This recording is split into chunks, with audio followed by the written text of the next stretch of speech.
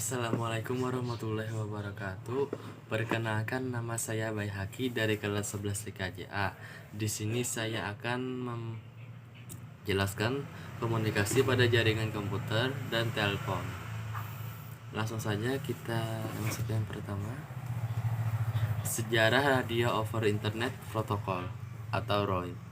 ROIP singkatan dari Radio over Internet Protocol, adalah sebuah teknologi yang sistem radio yang menggunakan standar voice over IP atau VoIP dan bekerja melalui perangkat lunak maupun keras.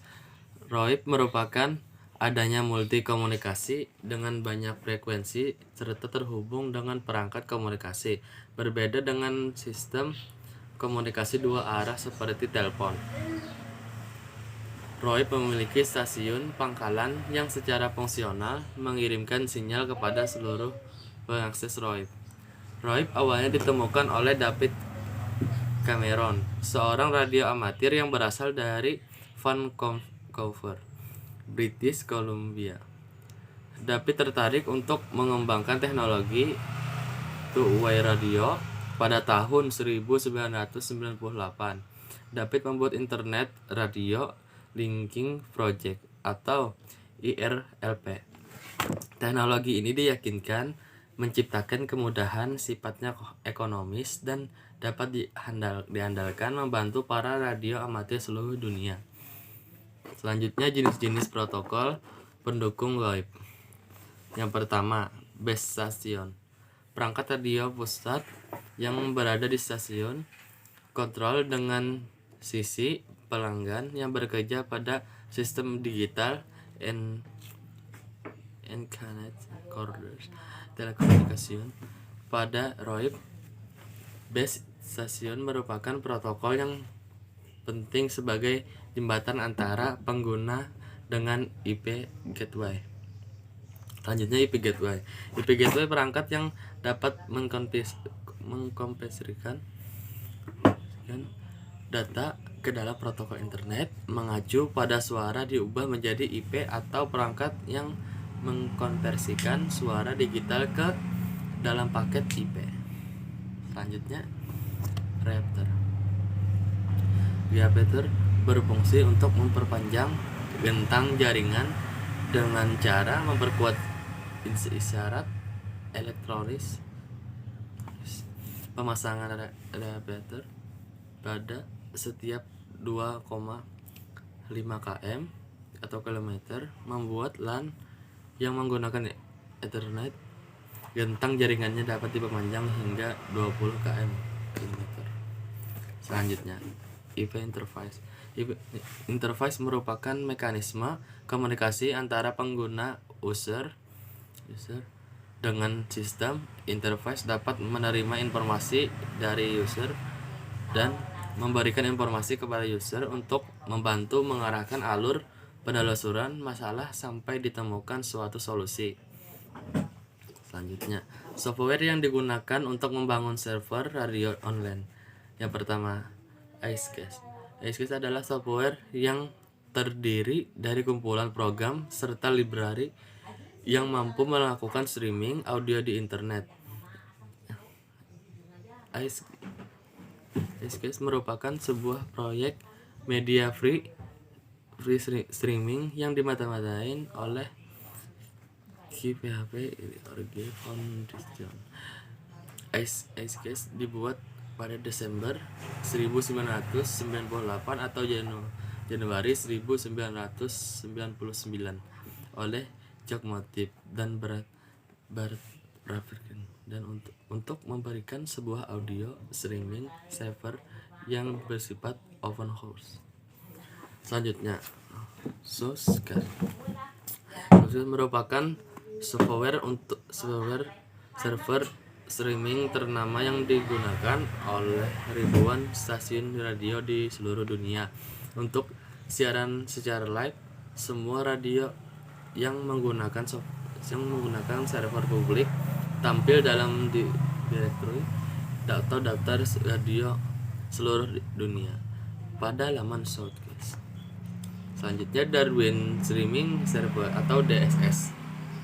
Darwin Streaming Server atau DSS adalah software streaming server yang menggunakan protokol RTP atau RTSP. DSS adalah software streaming server pertama yang bersifat open source. Dikembangkan oleh Apple. Darwin Streaming Server ekivalen dengan QuickTime Streaming Server dan berdasarkan kodenya. Kami menggunakan Darwin Streaming Server karena Darwin Streaming Server adalah software open source yang bersifat free. Instalasinya cukup mudah di sistem operasi FreeBSD. Lalu yang selanjutnya, perangkat komunikasi pada jaringan telepon dan komputer berbasis kabel wireline.